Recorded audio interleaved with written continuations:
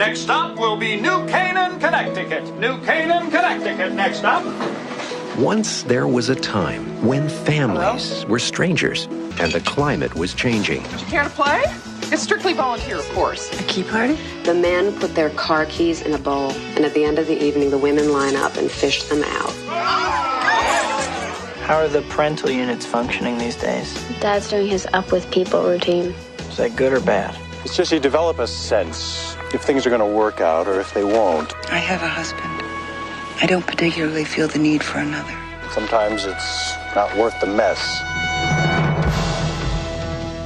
From acclaimed director Ang Lee comes a portrait of an American family. Dear Lord, thank you for this Thanksgiving holiday.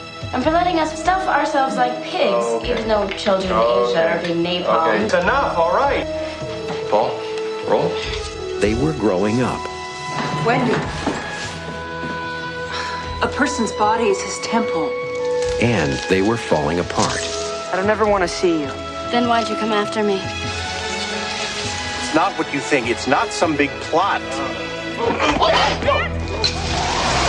Stop the car. Stop it.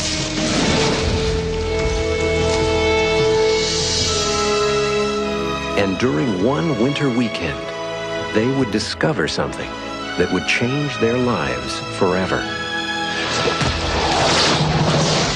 Kevin Kline, Joan Allen, Tobey Maguire, Christina Ricci, Elijah Wood, and Sigourney Weaver. The Ice Storm.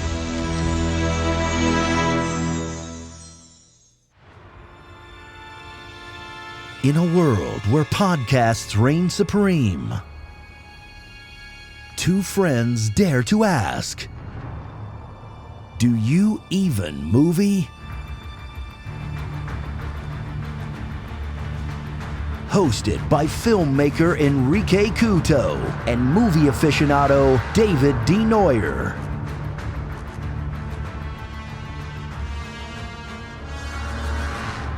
Spoiler alert.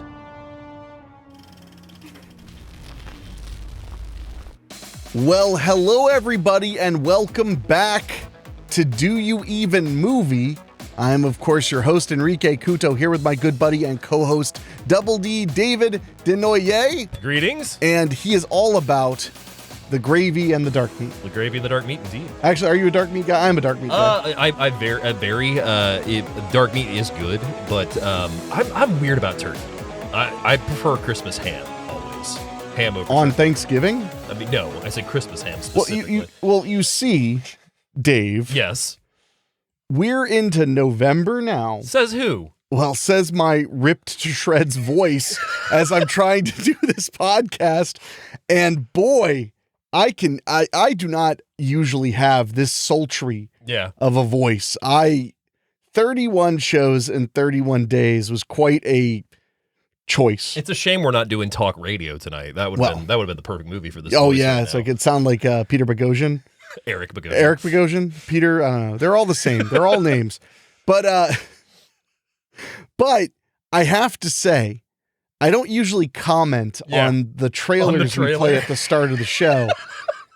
But wow. Yeah. The Ice Storm, I would say that trailer gets the movie about 60%. I'd say 49%. I think that's a little harsh because they do the thing where they juxtapose the perfection of the family with some weird stuff coming up, like the Nixon stuff, the sex stuff, the key party stuff. But this is a very sad film. Oh yeah. For many reasons, not just the outwardly tragic moments at the end. Yeah. This is a movie about lives imploding and selfishness, and it's a heavy watch. It's a very heavy watch, absolutely. And they make it sound so heartwarming. Oh yeah. No, it looks like the next feel good movie, and it's not. No, not even a little bit. It's a great movie. It's not feel good. It's an excellent movie, and don't get me wrong. I mean, I guess the only way, if I had to market it, the only way I would think to market it fairly would be to kind of have it start kind of devious, kind of have like, more of a drama tone. Yeah. My wife and I aren't talking so much and stuff like that. But the ending where it's like, and they discover something that changes everything, or whatever. However they put it. And the scene that they chose. And they show a clip from like a literal tragedy at the end of the film, which does change them. Yeah. It's just that's a bit, I would say, a bit on the extreme side. Just a smidge. But wow. Yeah. So we'll get into it. Well, that's what the episode's about, so I fucking hope so. Yeah. Tonight's film is the 1997 drama. Yeah, drama. And not comedy. Not a dramedy. The just drama. Ice Storm. Not not even a dramedy. No. Not even a little bit. No. And it is quite the film, quite the experience. For those who have not seen this, I highly recommend it. Yeah. It's currently streaming on Max. Correct. And that's where I would recommend you check it out. But it's rare that, I mean, this isn't as bad as we've seen some trailers where our jaws were on the ground. Yeah. At how horribly marketed. Well, not even mismarketed. Like, they mismarketed the first Taken movie. Yeah. But they didn't try to make you think it was about a daughter and a father who go on a camping trip. No. Like wow. Because what was that movie? It was Your Friend and Neighbors or Our Friends and Neighbors? Our Friends and Neighbors. Our Friends and Neighbors. Or Your Friends and Neighbors. Your Friends and Neighbors. Your Friends and Neighbors. One of the saddest films I've ever seen. Very good. Yeah. One of the saddest films I've ever seen. The trailer literally makes it look like a laugh out loud comedy. Mm-hmm. And that movie is like soul-crushingly bleak. It is so sad, so brutally sad. So, with that all being said, yes, now that Halloween is no longer upon us, we are spending this month, November, celebrating America's premier holiday. Yes. Other than the 4th of July, I suppose. I would say so, yes. Which is Thanksgiving. For those who don't know, I don't know how you wouldn't. Thanksgiving is a time when what you're checking what time it was? More so turning my watch on the theater mode real quick. This friggin' guy. Yeah, I know. There we go. Thanksgiving is a time when you show thanks, spend time with your family, and traditionally you eat turkey. Mm-hmm. Although Dave would rather a ham, I guess. So there has only been one turkey, like one significant piece of turkey that has like won me over completely, and it was at Clopay of all places. At your work? Yes, at my work. And it was the Thanksgiving carry-in I think they had last year in the cafeteria for us. And it was some of the best turkey, if not the best turkey I've ever had in my life, to where it was just like, wow, this is like really good. And I usually don't go for turkey much unless I cover it in gravy. So your family's bad at making turkey? No, my family's good at making turkey. I've never been a big turkey person. But okay, so what made this turkey good? It just had flavor to it. So maybe I don't know. I'm not trying to throw your family under the bus, but it really sounds like I'm not gonna say anything else regards to my family's cooking, but usually turkey doesn't have a lot of flavor for me. Not specifically just with my family. Well, I'm not going to deny that turkey is a somewhat, well, especially the white meat though. That's kind of my point. The dark meat has an immense amount of flavor comparatively. Yeah. But a good turkey is great. Yeah. And I've only cooked turkey once and I did fine, but I got a half-cooked turkey. I got one of those that you cook it the rest of the way for 2.5 hours and then it's ready. Yeah. And that thing was stupid good. But I've always said that my favorite thing about Thanksgiving is I get to eat just enough turkey to be done eating turkey potentially for the rest of the year. That's fair. Although I like a Christmas time turkey, all right. My favorite is the stuffing. Stuffing is my absolute favorite for Thanksgiving. Just like stovetop, or do you have a specific kind of stuffing you like? Like their breadcrumb stuffing's not bad. My mom has made the same stuffing for like ever since I was young to now that I always look forward. Like I get my own pan of it every year. Yeah, I get my own pan of deviled eggs from my mother. Yeah. Oh yeah, those deviled eggs slap. Oh, my mom's deviled eggs are amazing. She puts half a green olive on each one, and it is truly a delight. It is very, very good. Did you know that when you consume enough chloroseptic medication, it makes your stomach upset? I did not. Yeah, well, the audience will when they hear me burping unintentionally throughout the show. And it's not going to be me for once. Well, these are little tiny sad burps, not like loud, pitiful. I'm definitely dying burps. Pitiful. No, they are pathetic. They're like a brief illness burps, not like this is definitely why I'm going to die burps. Death rattles, as you Death call them. rattles, yes. Yes. But no. So we're going to be talking about Thanksgiving movies. Yes. throughout the whole month. That is correct. Leading up to the big day, because another interesting factoid is Do You Even Movie launched on Thanksgiving week. Yeah. Where we talked about our first film, which was Planes, Trains, and Automobiles. That is correct. Which is not only the quintessential Thanksgiving joyride of films, but also just one of my top 5 movies of all time. A great film. So, but I'm still kind of, I thought, man, you guys are just bad at making turkey. I mean, for the record, I'm being dead serious. Mom, like, I'm not, if you're listening to this episode, I apologize. I'm not just here to crap on you and your family. That's not my point. A lot of people complain that their turkeys are dry. Like, that's a very common complaint. A lot of people say that turkey gets overcooked very commonly. That's like that's like an average mistake. Yeah. Like, it's never been one thing. Like, I will usually get when we sit down for Thanksgiving dinner, I'll usually have like maybe 3 or 4 pieces of turkey max. And then I'm good. Now I will, like I said, I will slosh gravy all over that son of a bitch. Well, the gravy is there for that. Yeah, exactly. But at the same time, like I generally do not look forward. Not look forward is the wrong word. Wow. I'm not as enthusiastic as I am about a Christmas ham. Well, ham is easy to do well because ham is just a big ball of fat. Yeah. Stays juicy. You don't even have to buy it. You can just get a honey baked ham. You don't even have to cook it. Would you like to hear my very sad meat sweat story about a Christmas ham?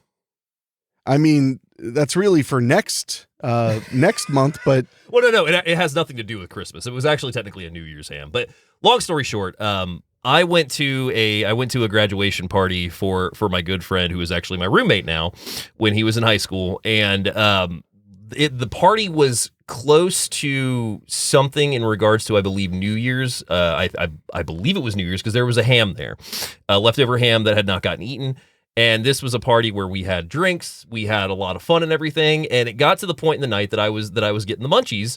And so I had also drank basically about half a bottle of Jack Daniels through the day at this point. Jesus Christ. Yeah, it was bad. It was bad. Anyway, I mixed it. Like, I didn't just drink it straight. Like, I had mixed drinks. Like, I had Jack and Coke. Well, saying it's mixed doesn't help when you said you drank half a bottle of it, though. Yeah. So that kind of negates the I wasn't just drinking. Yeah, but you told us how much you ended up drinking. This was still worrisome. This was years ago. It's fine. Yeah, this was like Thursday. Shut up. But no. So anyway, maybe it was his birthday. It was birthday, not graduation, because his birthday is in December. Duh. So anyway, he had gotten to the point in the evening, he'd opened up some of his gifts he gotten, and this ham was sitting there, and I was like, well, I'm gonna have some ham. Long story short, in a matter of 2 hours, I believe I ate between 15 to 20 slices of ham on top of drinking that Jack Daniels. So the next morning that I woke up... You're lucky you woke up. I was extremely hot, for one. And sweating. And then that's when I also realized that the sweat had the smell of the ham in it. I legitimately had meat sweats for the first time and only time ever in my life so far. I just imagine Jesse from Nightmare on Elm Street 2 waking up in his bed that first scene, but it's you with a Christmas sweater. I woke up the next morning to see not only have that feeling going on, but the first thing I saw on the dining room table was my empty bottle of Jack Daniels. And that's when I knew I'd made a mistake. So you learned something. Oh, we still laugh about it to this day. Lori and I will literally talk about the night that I ate between 20 to 30 slices of ham. Yes, I know I increased when I told the story now, but it's because I'm embarrassed to actually say what I believe the number was. It's like Paul Bunyan and his big blue ox, except it's a drunk guy eating ham. Drunk guy eating ham. Yeah, it's the same fucking thing, man. Same goddamn thing. So... yeah, that was the one and only time so far I've ever had meat sweats, and I absolutely deserved it. I mean, I wouldn't say deserve is a strong word. I would say earned it. Earned it. I like that. Yeah, because you didn't get what you deserve. No. I mean, because it's not like somebody came to you and said, "Now listen here, David. If you drink half a bottle of that there Jack Daniels and you eat 20 to 30 slices of ham, there's a chance you're going to get sick." That was not the deal that was made with the earth. I did not get sick though that night. Or the next day. I just had meat sweats and felt awful. Okay, so your definition of sick is puking due to going to college Your definition of sick is vomiting. Vomiting is sick to me, yes. To me, sick is feeling really, really bad. That can be sick. Yes, that can be sick. I'm saying I did not get sick that night. No, you got sick, though. I did not. You became ill. I became ill. I did not become vomitous. Is this how normal people, I've never drank, is this how normal people justify their actions? Is this like the way it goes? No comment. Okay, fair. No comment. You know what's funny? It's funny because I was going to, as a fun curveball while we talked about this film, I was going to throw you the tell me a really horrible drunk story. Yeah. And you just fucking jumped right in with it. You were just ready to rock. You were like, I should have known when you showed up without sleeves. I should have known. I can't wear my pumpkin shirt on the show. We're into Thanksgiving now. Well, that's your mistake. It is though. my mistake. See, I split the difference. I've got a Garfield Halloween Adventure shirt, but then I've got my Thanksgiving Hawaiian shirt right over top of it. It's actually a turkey riding a velociraptor or a T-Rex. It's pretty great. I think it's a velociraptor. And because Thanksgiving is this is going to be an unpopular opinion. Okay. But I love Thanksgiving very, very much. Yeah. And I hate that so many people treat it as just like the, whatever thing we have to do pre-Christmas holiday. I love getting really excited for Thanksgiving. But I think it's also fair to say that you and I have Thanksgiving tradition with our friends of like Thanksgiving night, people come over here, we bring leftovers, we watch Planes, Trains, we watch Dutch. Like we have a culmination of our friends to hang out with on Thanksgiving as well as the family stuff. Yeah, but the reason that I pushed for that to occur was because I spent a couple Thanksgivings totally alone. Yeah. And it sucked. Yeah.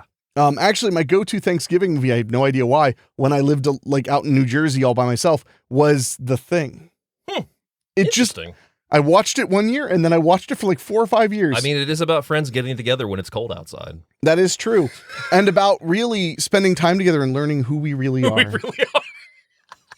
Oh, speaking It's like the trailer for this fucking movie, but for The Thing. Speaking of who we really are, should we talk about the fact that we went to see Smile 2 over the weekend?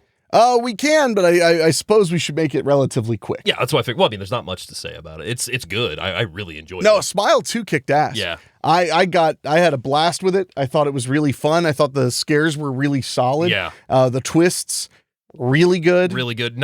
Some nightmarish imagery. Because I liked the first Smile film, but actually seeing Smile 2 has made me want to go back and rewatch it now. Because yeah, me too. It wasn't awesome for me, but I still enjoyed it. But now seeing Smile 2 and kind of knowing the follow of the films and whatnot, I'm curious to go back and see if that other one's aged any better on me. I mean, I liked the first one quite a bit. Yeah, 2 just kind of blew it out of the water for me, so that's why I want to give it another chance. Yeah, but it's kind of like your bullshit argument about liking about Halloween 2 being better than Halloween 1. Too bad. Well, no.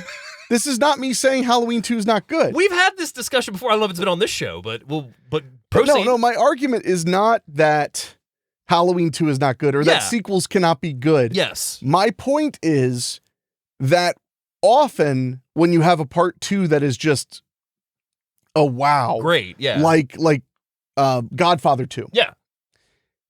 One of the reasons that the movie can be so wow is because the first one got all of the other shit out of the way. Yeah.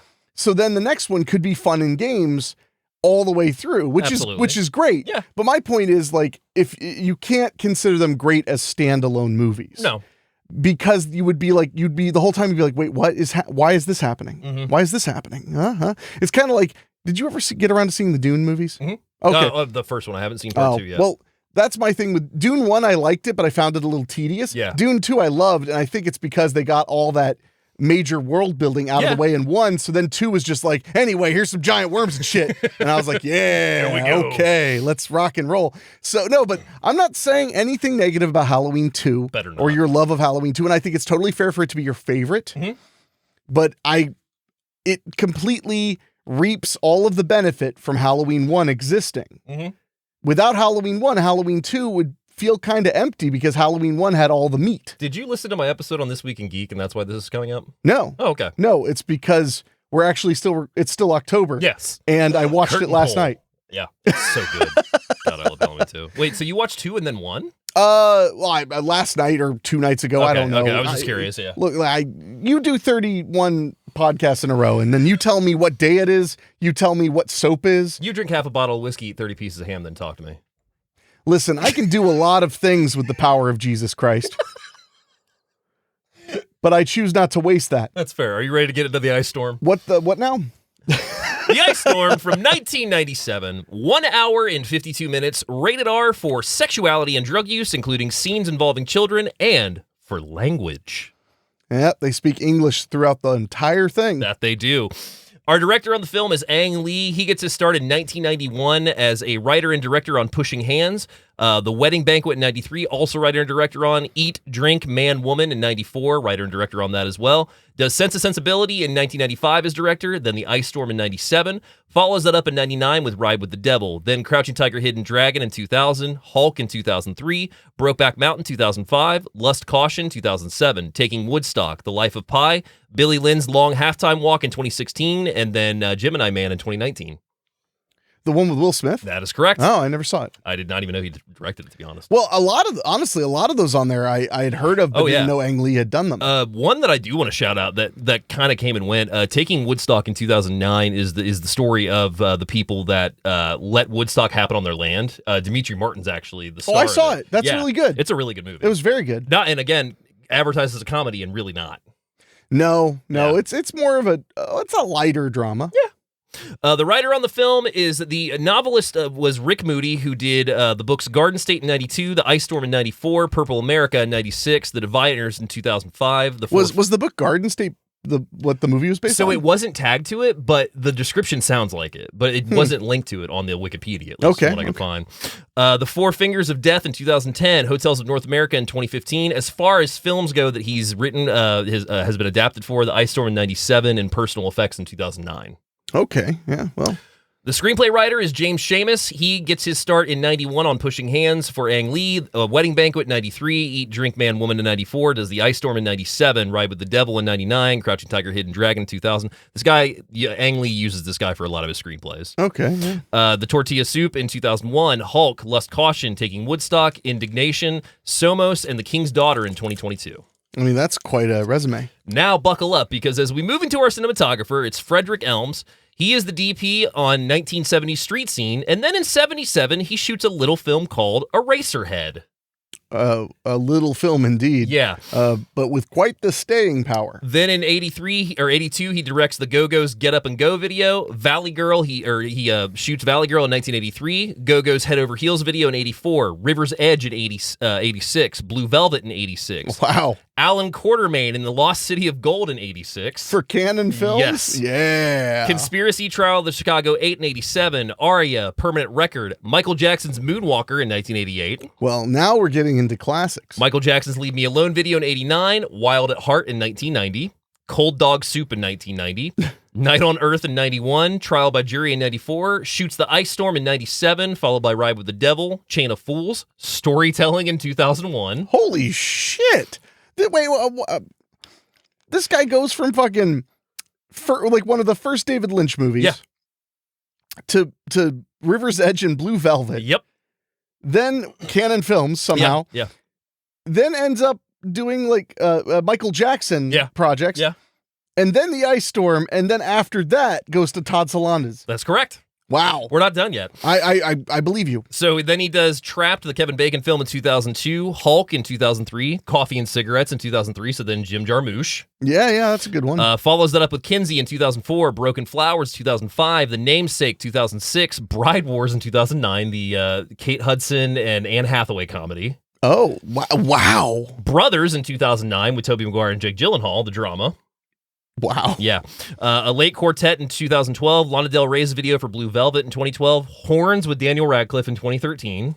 I remember Horns. Olivia Kittredge in 2014. The Night of in 2016. Wilson, the Woody Harrelson movie. Oh my God, this guy. The Looming Tower in 2018. The Jeff Daniels 9/11 series. Jeez and rice. The Dead Don't Die in 2019. Jarmusch again. Right. The Jesus Rolls in 2019. The Big Lebowski Loose sequel. Oh, yeah. The Hunters in 2020, the Amazon show. Oh, the one where they hunt Nazis, yeah. And then The Girl from Plainville in 2022. Man, what a career. Yeah, Frederick Elms, we salute you on this show because what a fucking resume that is. That's nuts. Yeah. So moving down to our IMDb synopsis, it says, in suburban New Canaan, Connecticut, 1973, middle-class families experimenting with casual sex and substance abuse find their lives beyond their control. That's a pretty solid one. My synopsis: during Thanksgiving weekend in 1973, two suburban families find their lives go into chaos when their actions all culminate with consequences following an intense ice storm one night. Yeah. Yeah. Not bad. They're both good. That's a wash. Fair enough. Not bad. Not bad. Moving on down to our cast, we have Kevin Kline, who plays Ben Hood in the film. He gets a start in 1951 with Search for Tomorrow, The Time of Your Life in 76, Pirates of Penzance in 80, Sophie's Choice in 82, The Pirates Penzance in 83, Big Chill in 83, Silverado in 85, A Fish Called Wanda in 88, The January Man in 89, I Love You to Death, Soap Dish, Grand Canyon, Consenting Adults, Chaplin in 92, Dave in 93, The Nutcracker, French Kiss, The Hunchback of Notre Dame, Fierce Creatures, Ice Storm in 97, In and Out, Wild Wild West.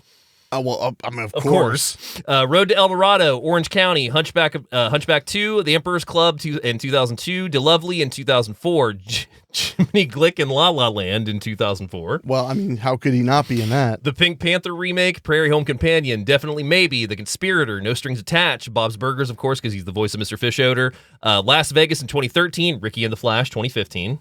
I do like Ricky and the Flash. Beauty and the Beast remake 2017, Here Today, the Bob's Burgers movies, and most recently, Disclaimer in 2024.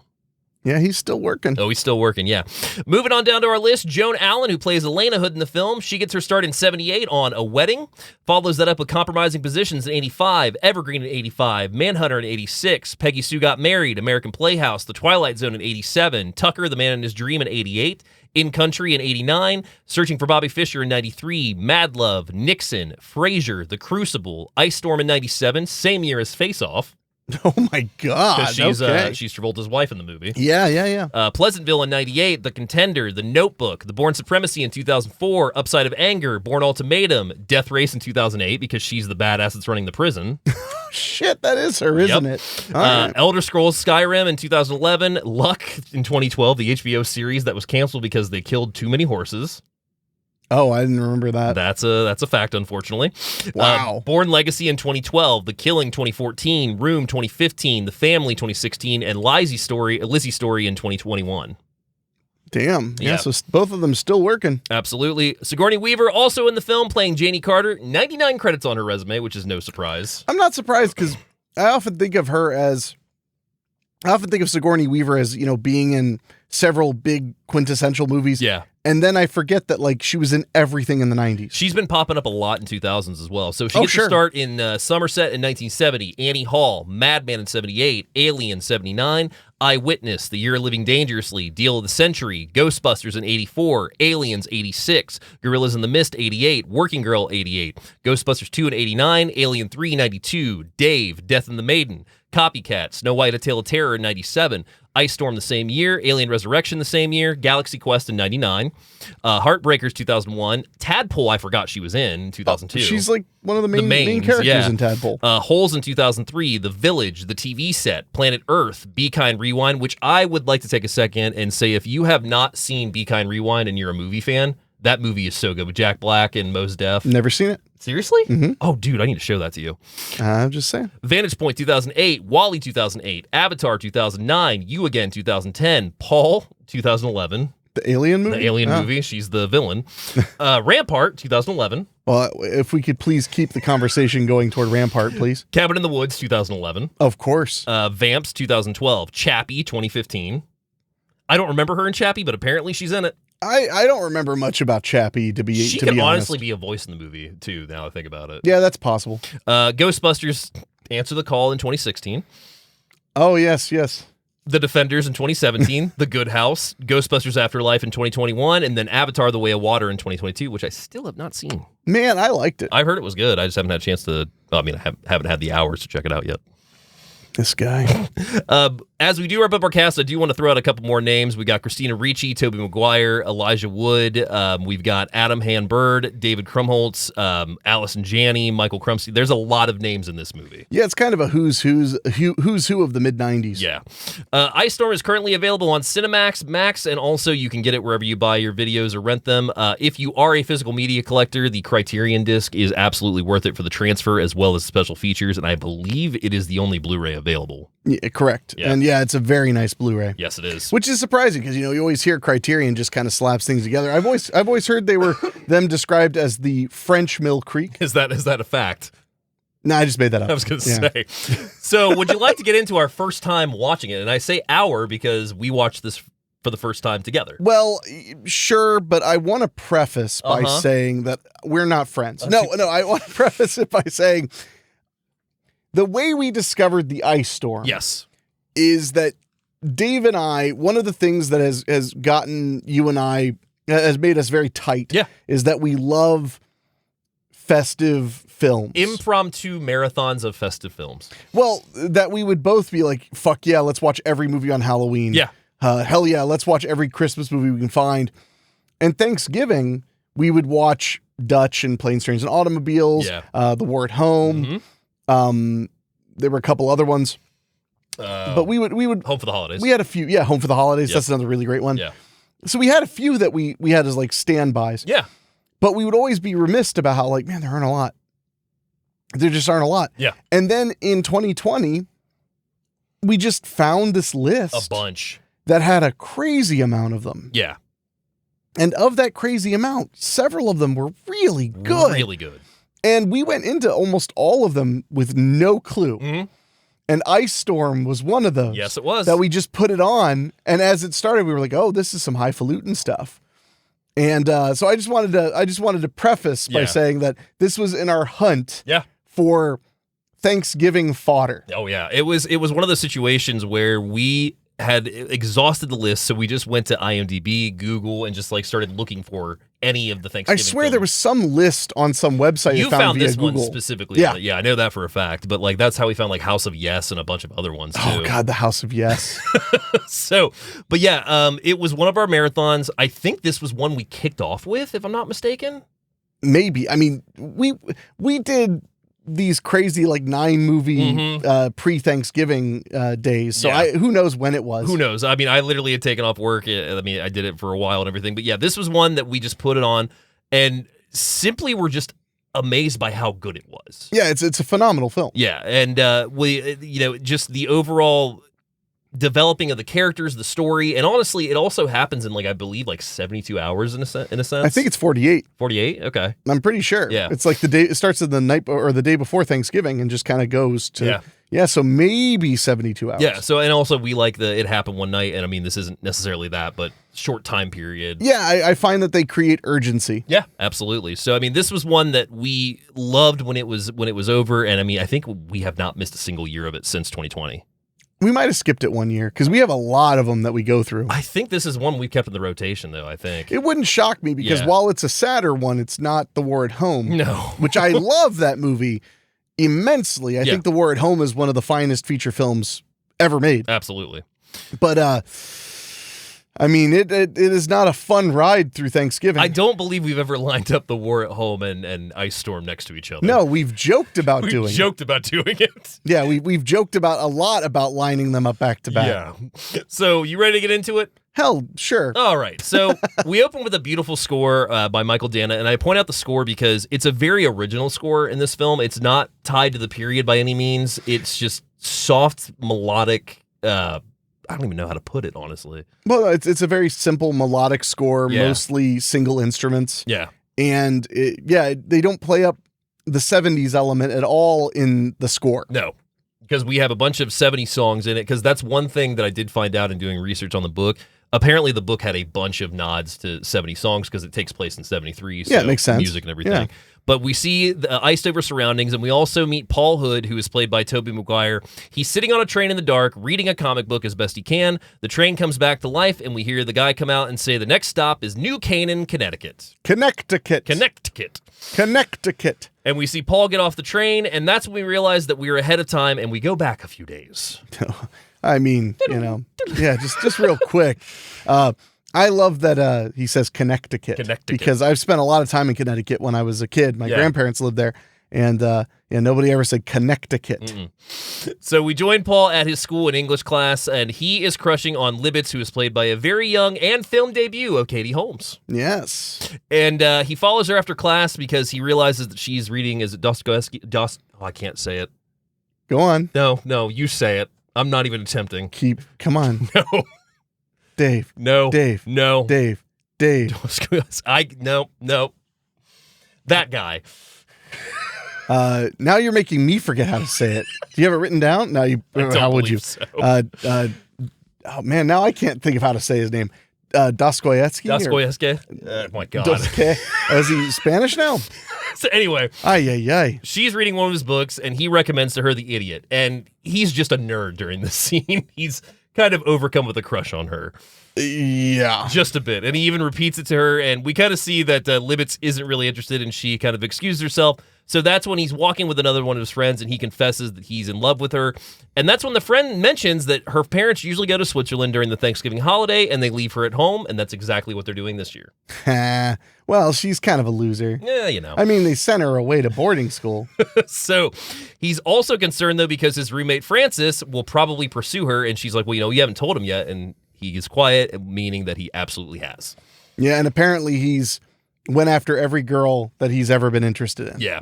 And that's when we cut to him and his roommate in the room. His roommate is played by David Krumholtz, who many will know as Bernard from the Santa Claus. And they are smoking a bong and listening to Dirty Love by Frank Zappa. They sure are. What a bunch of edgelords. And they're also comparing sexual conquest. And Francis basically says that, he's got no competition to Paul, and that's why he's jealous. Yeah. So Paul gets a notice that he's got a call. He goes out to the hallway where the payphone is, and that's when we meet Ben Hood, who is played by Kevin Kline, who's, inviting him back for Thanksgiving, and he's like, your mom and I are excited to wait on you hand and foot while you make angry groans and watch TV, joking with him being a family man kind of thing. Yeah, he's just kind of joking about, like, we're looking forward to having you here so you can ignore us and grunt for more food. So Wendy, his sister, who's played by Christina Ricci, is asked to say hi. She gets on the phone, and she's watching the Watergate scandal unfold. Yeah, and she's really into it. Yeah. Yeah. Annoying. She wants to kill Nixon, basically. No, not basically. She says someone should shoot him. And that's when Kevin Kline's like, can we cut it with the political assassination talk? Yeah, I like that that's what he leads with, too. Can we cut it with the assassination talk? Yeah. So we also meet Elena Wood, who is played by Joan Allen, and Ben and Elena leave Wendy at home because they're going to go over to their neighbor, the Carver's house, and they're having a little dinner party. So Ben and Elena's neighbors, which are played by Sigourney Weaver as well as Jamie Sheridan, and that's when we see also Mikey and Sandy, who is played by Elijah Wood, and Adam Han-Bird, who many will know Adam Han-Bird as young Robin Williams in Jumanji. Oh, yeah. Yeah. Alan Parrish. I remember the name. Yeah. Sorry. Dave got really excited. Now I'm scared, guys. And the kids are helping out with dinner, but we also see that Mikey is sneaking drinks when they take the drinks back. Yeah. When they're bussing the table, they're just drinking what's left of everybody's wine. He downs a wine glass, and then Elijah Wood's character does, and then downs a unfinished highball right after. Good for him. And there's also a brief discussion at dinner that the couples have went and seen Deep Throat recently, and we also hear discussion of the idea of a key party.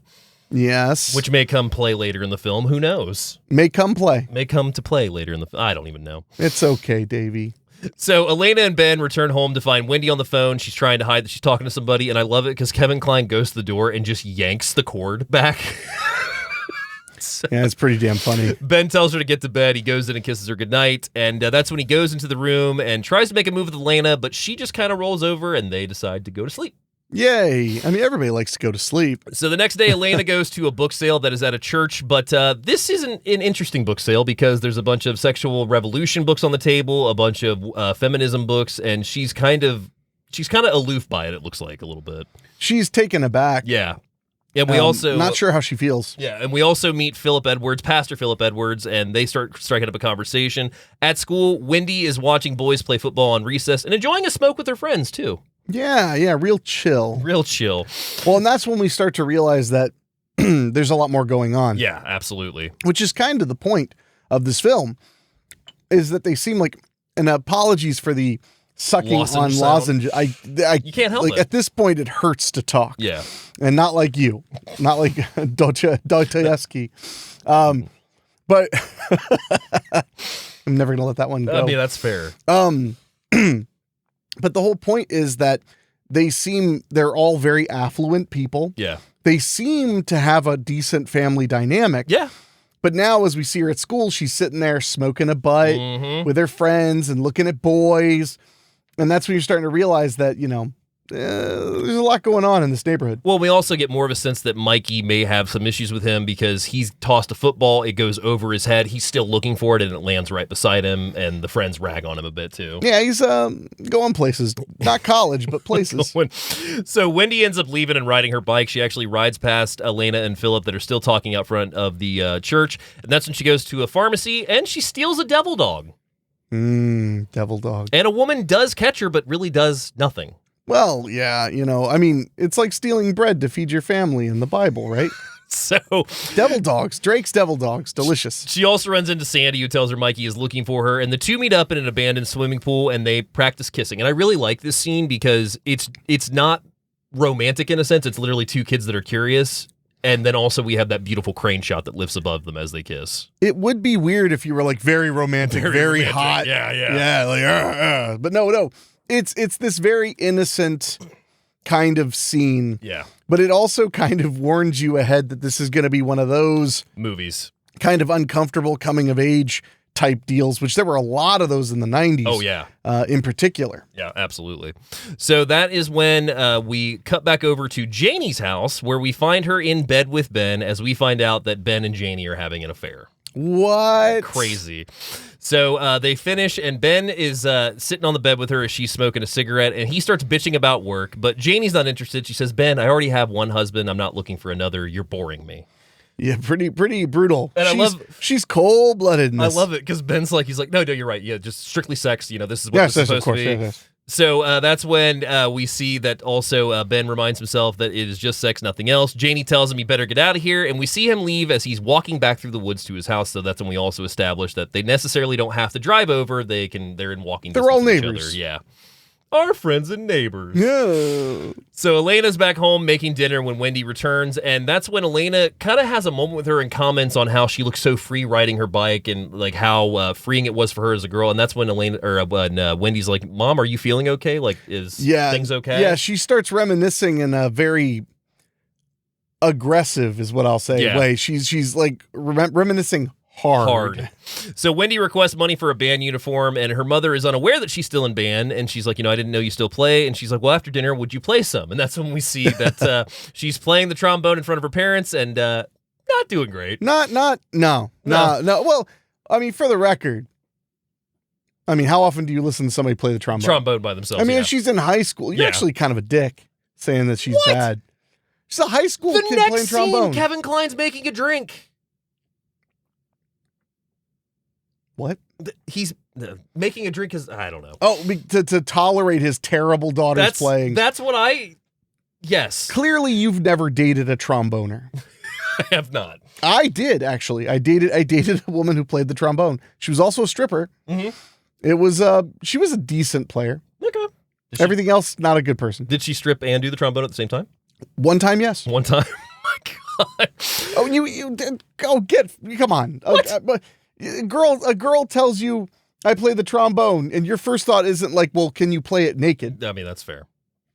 So Elena cuts a check at the table as Ben tells her he's going to bed, and that's when Elena comments on, is that a new aftershave? And knowing that he's kind of been found out, he's like, oh, yeah, it's musk. And we see that Elena is really kind of aware that that's not what's happening. Yeah.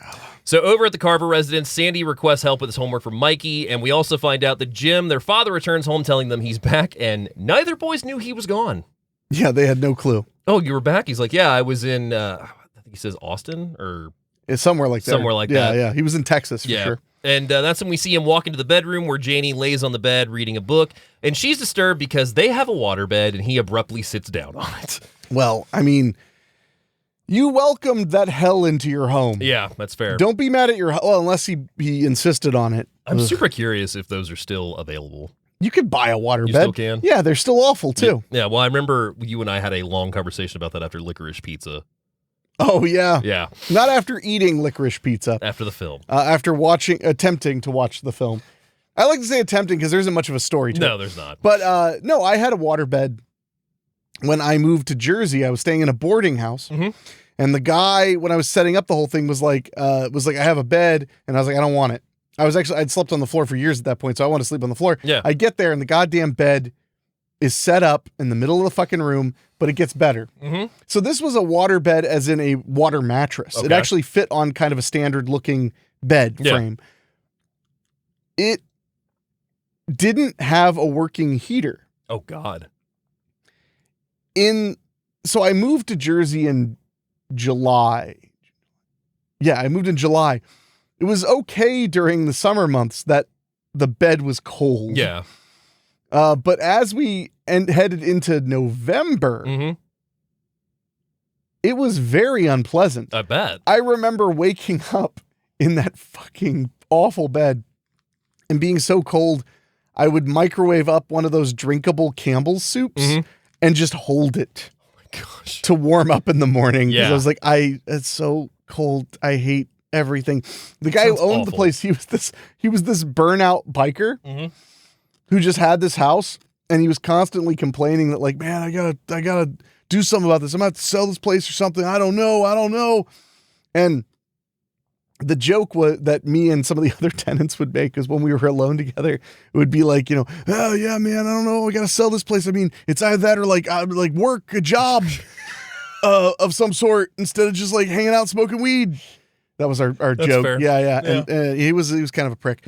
But man, so whenever I think of waterbeds, I don't think of the hilarious and wholesome memories as a child ending up on a waterbed at a relative's house. Yeah. No, I think about that goddamn freezing cold waterbed that I was forced to lay in. That's fair. Because somebody had told me once, they were like, why didn't you just like take the mattress off? And I was like, do you know how heavy water is? Yeah. It was probably like 400 pounds. You needed Freddie to burst through it. That would have at least I would have had some company. He's like, oh, it's fucking cold in here. Yeah. Forget this. How's this for a God damn, it's cold. Yeah. I was gonna quit, but and this is Jersey. Pass. So he questions if something is wrong with Mikey, and she comments that he's always been off since he was born. The next day in school, Mikey reads an original poem about molecules to his class. And how would you describe this poem exactly? Obsessive compulsive disorder? Yeah, just a bit. Are you sure it was a poem? I mean, it sounded like he was reading a report. It might have been a report. Yeah. What made you think it was a poem? It didn't rhyme. I don't know.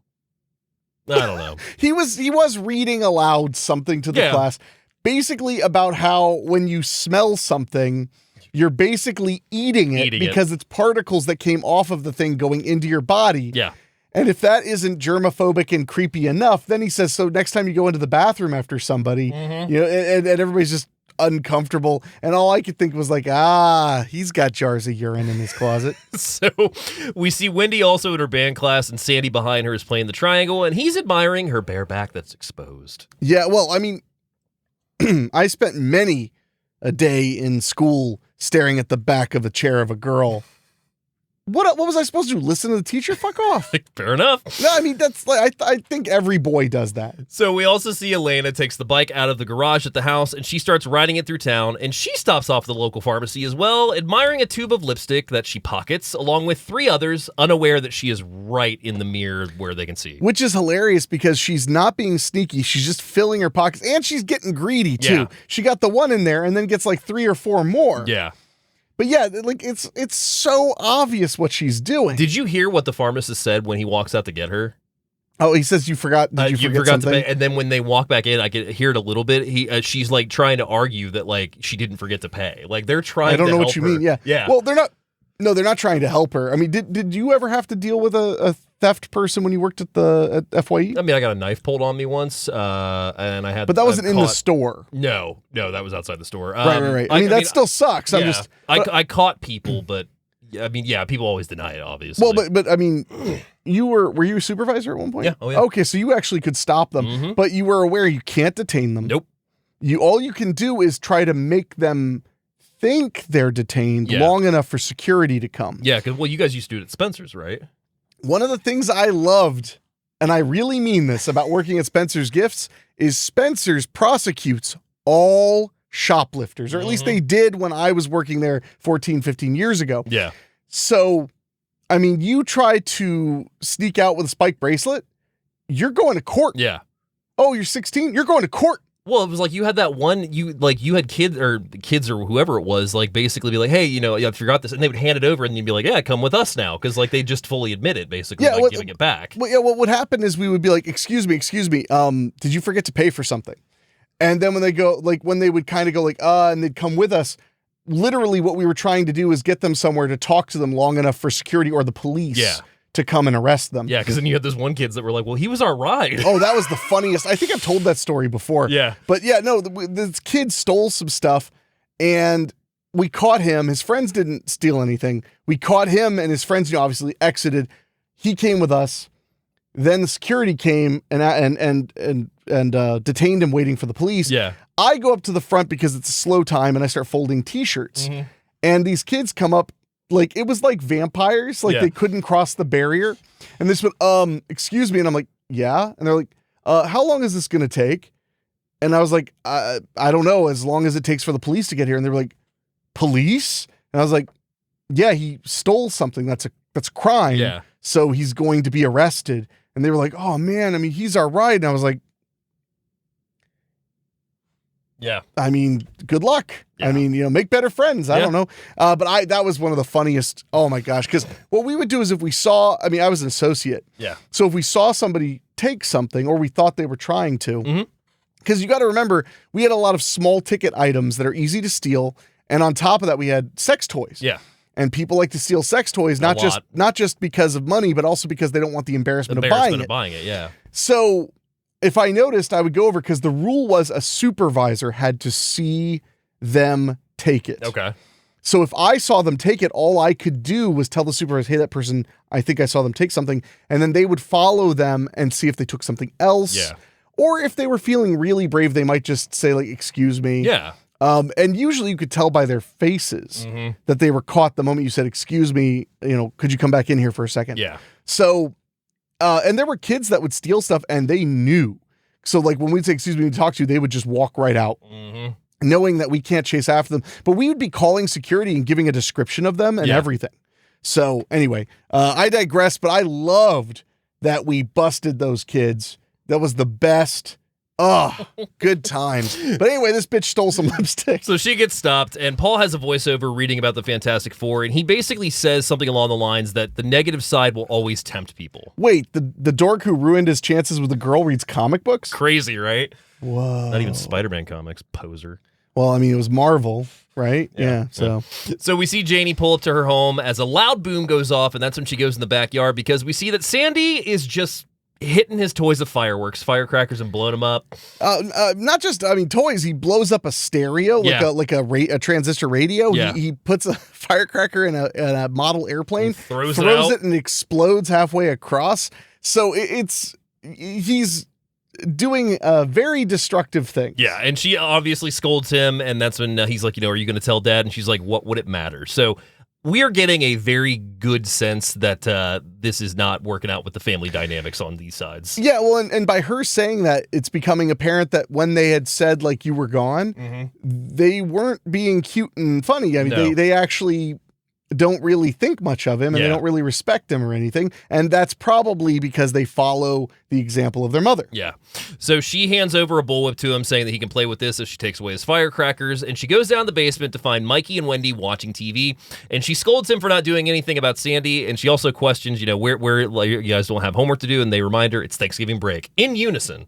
Yeah. So Wendy excuses herself to go to the bathroom, and she runs into Sandy. One thing leads to another, and he blocks the door as she's going to the bathroom. And she's like, I'll show you yours, or I'll show you mine if you show me yours. Yeah, it becomes obvious that she's aware that he's like gawking at her all the time and stuff like that. And again, that's when we realize we're going into that territory of the kind of uncomfortable coming of age 90s movie. Yeah. Because they go into the bathroom, but the scene plays out in a very odd way. It does. A way you're not expecting. Yeah. Because she, unzips her pants.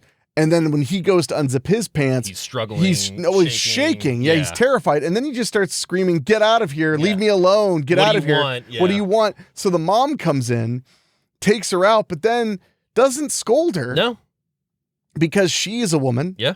And so she basically just says, like, along the lines of, like, your body is a temple, and I'm sure your parents tell you this stuff all the time, but you just need to, like, think about who you do these things with. Yeah. And don't just do them whenever or whatever, which is somewhat rich coming from her. But yeah. But you know what? So Wendy goes home. She's walking home, and that's when Mikey rides up on his bike, and he says, I never want to see you again. And she's like, why'd you come after me? And hearing that, Mikey just turns his bike around and goes back home. Very funny. Yeah, I never want to see you again. Then why are you coming after me? Just turns his bike around and rides off. So Elena returns home from her shoplifting incident as Ben requests help because he's trying to pull the turkey out of the fridge so they can defrost it for Thanksgiving because Thanksgiving is tomorrow. The turkey falls out, and he can also see that she's like a little distraught but also a little illuminated, and that's when one thing leads to another, and they end up having sex. Yeah. So she got the thrill of stealing. Wendy returns home as Ben tells her that he's going to pick up Paul at the station, and Wendy goes upstairs and hears the shower running in the bedroom. So Ben and Paul load his stuff into the car at the station. On the car ride, though, Ben decides to ask about school. He gets one-word answers from Paul, and that's when Ben states, maybe this is a good time to have the talk. Yeah. But Kevin Kline can't get his words right at all. Oh, no, he's completely lost the plot. Yeah. He just basically starts talking about jerking off. He calls it self-abuse. Self-abuse, yeah, which is a hilarious Not term. something to take place in the shower because it uses electricity and water, and, you don't want to mess up the linens. Well, he says, the thing he says that I love is he says, I don't recommend doing it in the shower because it wastes water and electricity, and everyone's going to assume you're doing it in there anyway. Yeah. So that's when he also comments that, Dad, I'm 16. And he goes, oh, well, it's all the more reason to discuss it. So they arrive at the house, and then that's when he goes, by the way, Paul, can you forget that we ever had this conversation?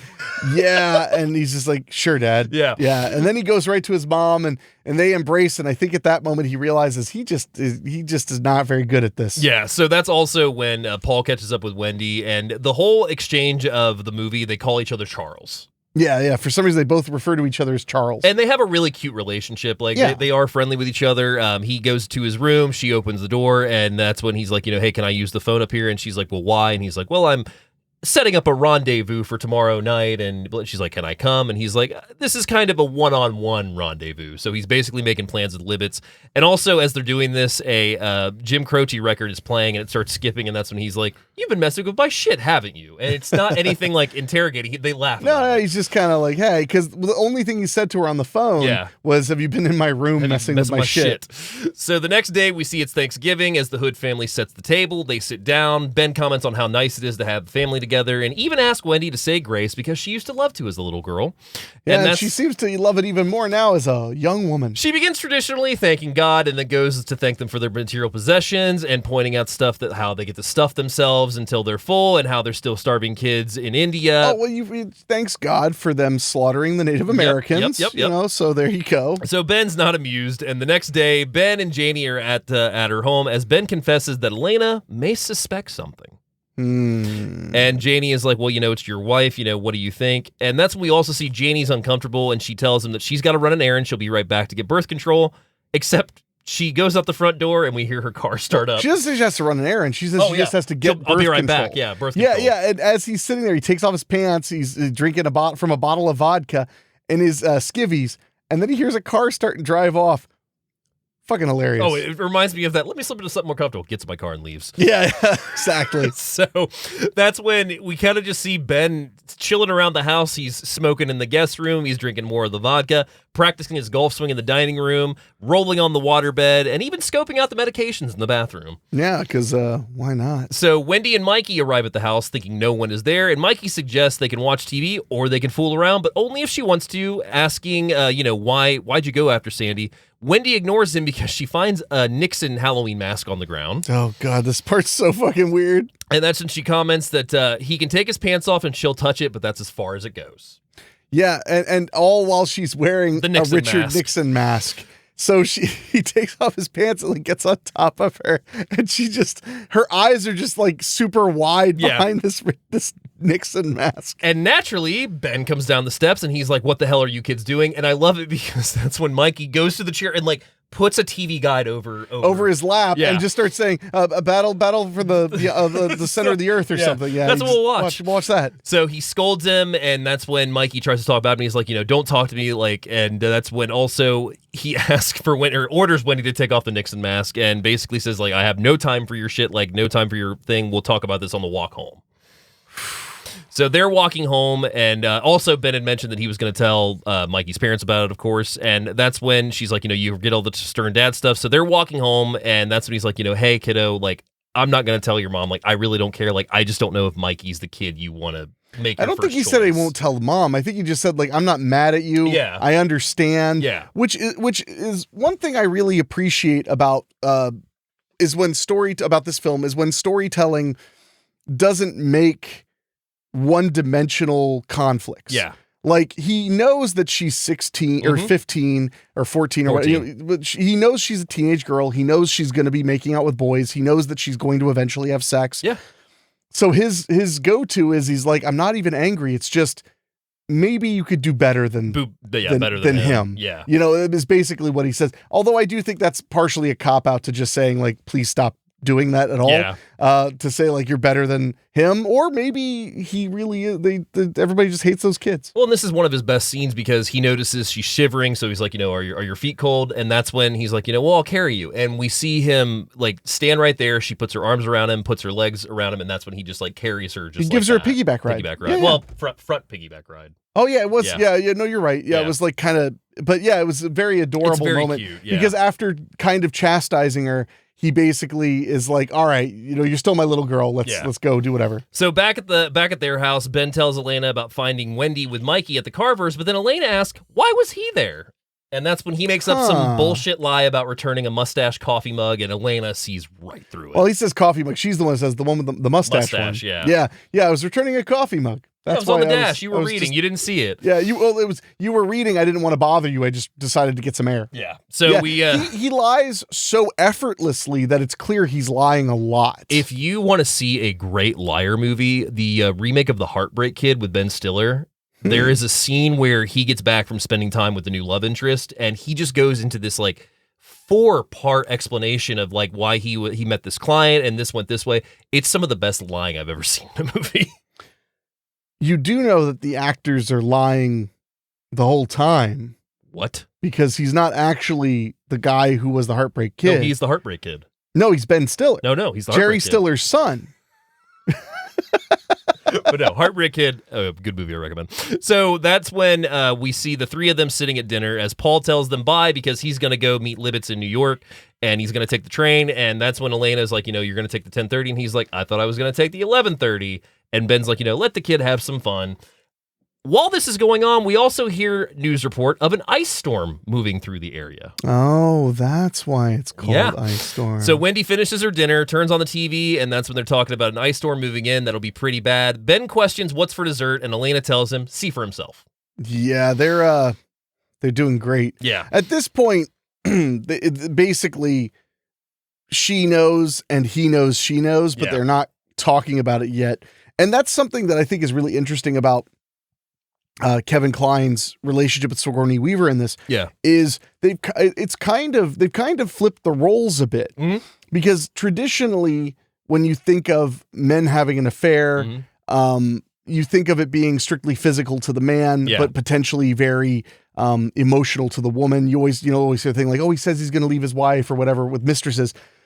But it's very much clear that Kevin Kline's biggest problem is that he lacks intimacy with his wife and he has trouble communicating. Yeah. Because all he wants to do when he's with Sigourney Weaver, more than even fool around, is talk. Bitch about his day, talk in general. Yeah, just talk about his day, which is why she says, I already have a husband, I don't want another one. Yeah, so I think that's a really fascinating dichotomy, and I think it's really a cool element to the film to have the father actually be a pretty sensitive person. Yeah. Granted, there's no justification for what he's doing, but that's why he's doing it. It's clear that it's not about sex at all. Yeah. It is entirely about feeling alone. Yeah, no, absolutely. And I think honestly too, what the idea of the fact that you have two people in this relationship, not even just the two of them, you got Jim and Janie as well. Neither of them are happy in their marriages, it seems like. No, clearly. Yeah. So it's fascinating to me that you have the two neighbors that are essentially cheating with each other, even though it's close proximity and really bad at hiding it. Yeah. So that's when they move into the kitchen. He tries to speak to her, but Elena's not interested, commenting on how, like, do you think I'm dense? Now you're supposed to keep appearances because they're going to a party tonight. And that's when we see them in the car. I love that edit, though, because, like, They're fighting in the kitchen. Smash cut. They're in the car, not talking to each other. Yeah, although they wouldn't talk to each other anyway. Is the worst part. And the rain starts to fall. Yeah, it does, but it's not frozen yet. Not yet. So that is when they go over to the party and they arrive, finding out that it is a key party at Dot's house. Dot, played by the great Allison Janney, by the way. And for people who don't know what a key party is, take it, Dave. So a key party came from the 70s. I don't even know. Do they still do them nowadays? You're asking me? I think it came from even earlier. It might have been the 50s and 60s. It's probably post-World War II. 60s, yeah. Basically, a key party is where a couple arrives at the party. One of them drops the keys into the bowl. At the end of the night, the women will fish the keys out of the bowl, and whoever's keys they land with, that's who they go home with. Yep. So it's really just a wife-swapping party. Yeah. That is exactly what it is. So that's when Allison Janney as Dot requests the keys for the bowl, and you can see that the two of them are immediately uncomfortable and did not know, and they lie and say they forgot something in the car. Ben comments he didn't know as they get back into the car, and that if he knew, they could have figured out a lie. He tells Elena that, they're here, they don't have to stay, but they can at least make an appearance, and that's when Elena's like, no, you're fucking lying to me. Like, you've marked your keys, Janie's going to find them, I'm going to come home, you and Janie are going to be in bed, the kids are going to see you guys in bed, like, all it's going to implode. Yeah, she concocts an entire other scenario. Yeah. Yeah, based on the fact that she knows he's fooling around. Yeah. And that's when he tells her, like, there's no big plot, and he doesn't feel good about the affair. And Elena comments that she's glad to finally hear a confession before yanking the keys out of the ignition and storming angrily back into the house. She throws the keys to Dot, who just drops them right into the fishbowl. Yep. So now we might have some revenge swinging. So the party is in full swing as Ben starts mingling. I see what you did. As in full swing as he starts mingling with friends, running into George Clare from work, and that's when he even finds out that he's working with Jim Carver on a project. Yay! Because Jim is there as well. So Jim and Janie are both there. Ben also catches eye of Janie, asking where the hell was she, and Janie plays it coy, and he's like, I waited for you, and she basically tells him that, like, it was a prior engagement overcame her. He's not the first priority, and that also she's not his toy. Which is really fascinating because she goes at him with like this, you're being macho, and although he is being a bit macho, but she kind of goes at him with this whole like, you're subjugating me, like I'm not your toy, when in reality he's clearly having like a full-blown affair with her, which is one-sided. She's not having a full-blown affair with him, but he's having a full-blown affair with her. I find that really interesting how she turns out like, I'm not your toy. But to play it up like, well, I have other things to worry about in life, so I got distracted. It's like, you had a naked man in your bedroom waiting for you, and you just plumb forgot. Yeah. She's basically just saying like, look, I don't care. Yeah. And there's nothing you could do that's going to make me care. Yeah. It's pretty harsh. No, it's absolutely harsh. So on the train, Paul arrives at Grand Central Station. We see him arrive at Libet's apartment, who tells him they've been waiting for him. Yep. His poon slaying roommate is already there. And rolling a joint. Yeah, and they're already like a couple beers in. Yeah, and that's when he requests that they get some beverages, so he goes to the fridge, and we can see that Paul is pretty pissed, but also on the TV, they're also talking about the rain is turning to ice as soon as it's hitting the street now, and this is in New York as well. Yeah, well, I mean, that part of Connecticut and New York, not very far apart. Not very far. Because one thing to keep in mind, because I know you'd mentioned like how strange it was that they just let him get on the bus, but since he goes to school in New York, he's completely aware of how the trains work. Yeah. Because, when you live close enough to New York, because I lived like the furthest direct stop from New York when I lived in Jersey. Yeah. It's just normal. I mean, it's as normal as going to Columbus, Ohio. The only sign we get that the parents care, as far as I'm concerned, is literally the mom is like, why don't you take a cab back? It's going to be pretty bad outside. That's the only thing that's mentioned on either family. Yeah. No, for real. So yeah, I would agree. Yeah. So Francis requests him to grab a drink. He gets drinks, and that's when he returns with a beer as the joint is lit. Back at the key party, Elena finds that Pastor Philip is also in attendance. Awkward. And it should be mentioned, I don't know if we properly described Pastor Philip when she bumped into him and they kind of had a flirtation earlier. Yeah. He's a modern pastor for that era. Yeah. He's got long hair.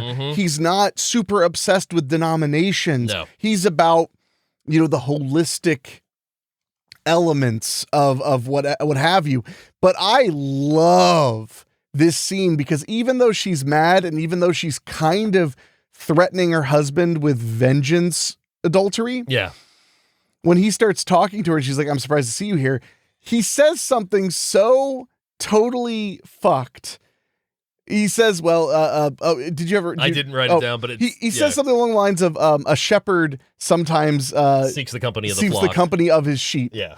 And she just goes, I'm not going to, I'm going to pretend that you didn't say that to me. Yeah. And then I love it because then there's a beat and he's like, yeah, I really shouldn't be here. Yeah. And he goes, because like, he's not a Catholic priest. No. He is a pastor. Should he be allowed to date? Of course. Of course. Should he be allowed to meet people? Of course. Should he be at a swinging party? Probably not. Not even, I mean, like, I'm just saying, like, not even with another person. No. Like, he didn't bring a wife along. No. He's flying solo at the swinger party. Yeah. No. Your local pastor should not be cruising for casual sex with married people. This is fair. Now, I am not a doctor. Lifestyle coach. I am the lifestyle coach of this podcast, and I'm just I know about 87% of our audience are pastors. Okay, yes. So, thank God.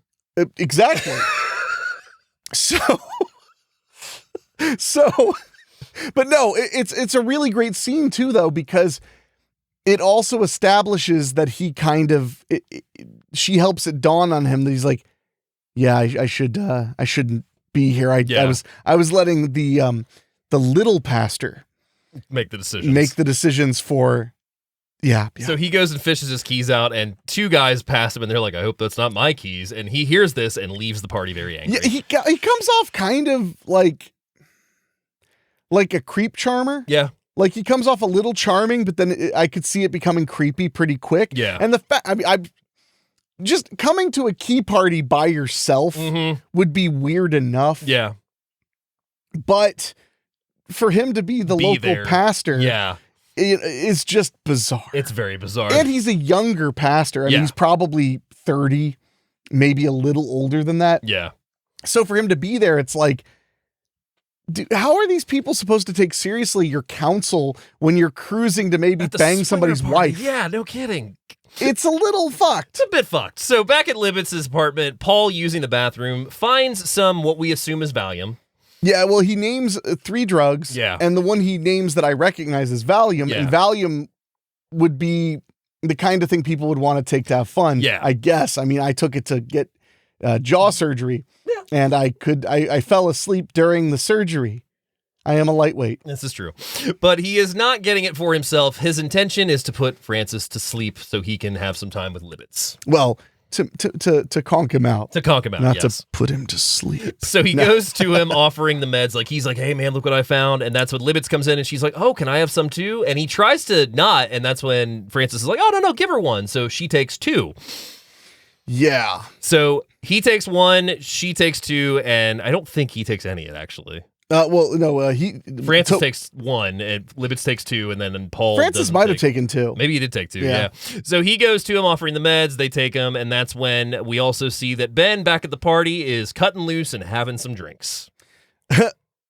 That's one way to put it. Yeah. He's getting drunker than a skunker. He is indeed. So back at the Carver residence, Mikey puts on a slicker against the advice of Sandy and heads out into the ice storm. Very cool shot as Mikey leaves because the ice is already falling at this point. The door's iced over. He's in a bright red slicker, and the slicker just fades out from the ice. Well, and he says that, and this is important. Yeah. He says the reason he wants to go out is with it being so cold and raining that there's no particles in the air. No. So it's clean air, healthy air to breathe. Yeah. But also he seems to be a kind of kid who likes to wander on his own anyway. Yeah. And as a person who likes to wander around in really bad snowstorms and stuff on foot, although I drive too, I don't give a shit. Yeah. I'm a fucking nut. But I get it. But yeah, it seems a little on the dangerous side. Just a bit. But back at the key party, a younger guy is hitting it off with Janie because one of the women brought their younger sons.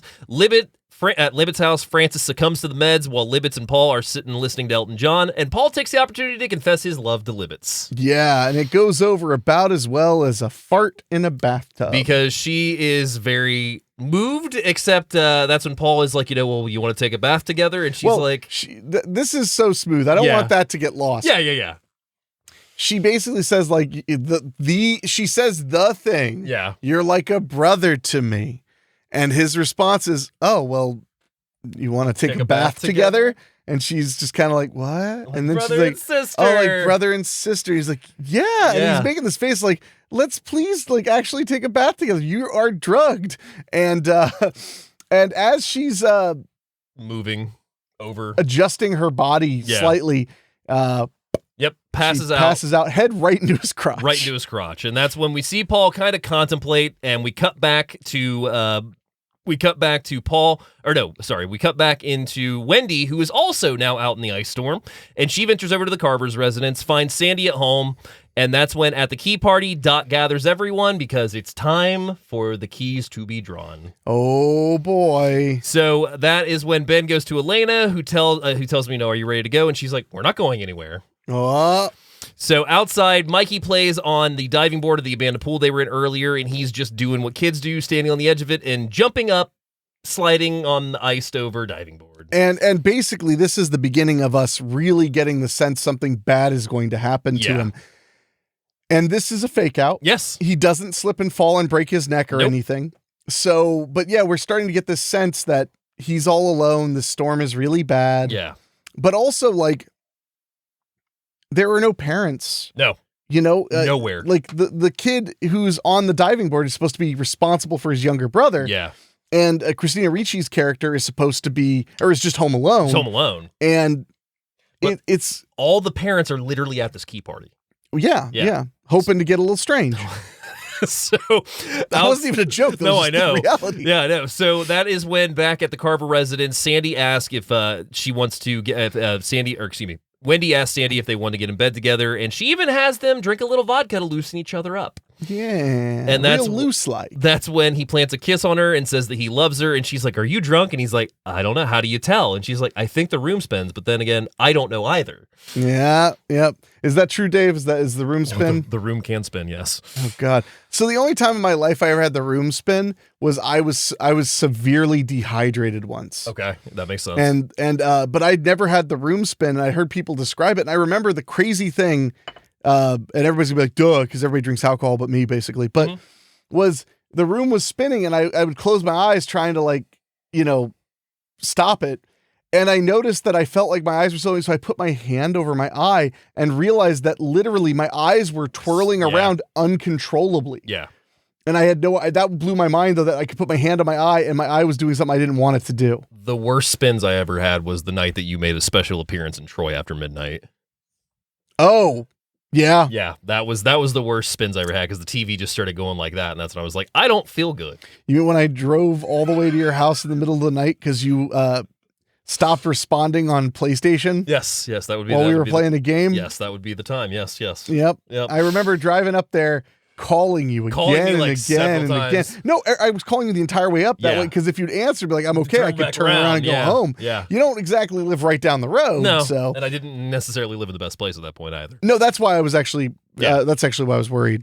So back at Libitz's apartment, Paul moves her head from his lap and he tries to pick her up. He stumbles, drops her to the ground a little bit, and that's when he also looks at his watch and decides that he's going to try to leave early and catch the train. Yeah, he does. They kind of mess with you a little bit because he does kind of not get on top of her, but he kind of gets over her. Yeah.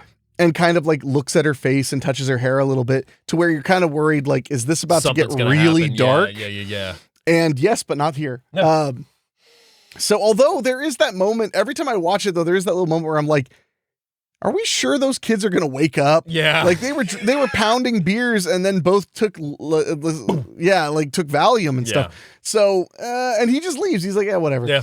So he's got his comic books. So back at the key party, several people have gone home at this point. They've drawn the keys, and that's when it's Janie's turn to draw the keys, and that's when she lands on the keys of the younger guy that's there with his mother.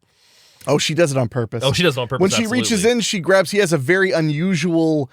She goes behind it, grabs it, and looks at Ben while she does it. Yeah. It had like a weird like braided leather piece that was like really long, like 7 or 8 inches long. And she grabs that, she digs through, grabs that, and then like plays with that long piece, which makes me think that it may have been marked, which was, yeah.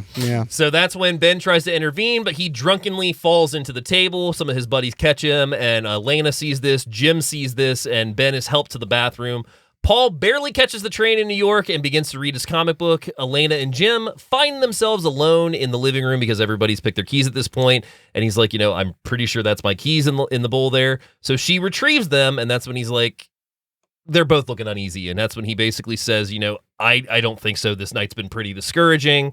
I don't know what we want to do. And that's when she's like, we could just sit here and be warm. He's like, Elena, we're neighbors, close friends. Doesn't it make it seem a little strange? And she's like, well, we can just stay here, keep each other company. Also, my husband's in the bathroom. I have no intention of getting him. And that's when he's like, oh, hell with it. Let's just go for a drive. Yeah, in the ice storm. Yeah.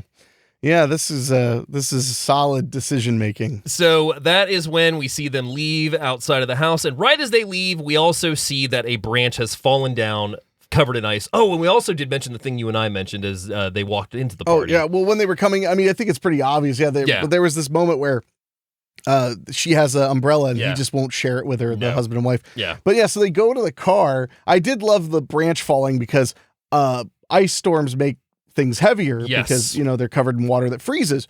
So I like that touch. And then they get in the car, and this is possibly one of the saddest, most awkward, most saddest. He turns the car on to warm it up, and that's when she's like, do the seats go back? He pushes the seats back. They go at it for, a minute maybe? You're so generous. 30 seconds. How nice of you. You are such a nice young boy. 20 seconds.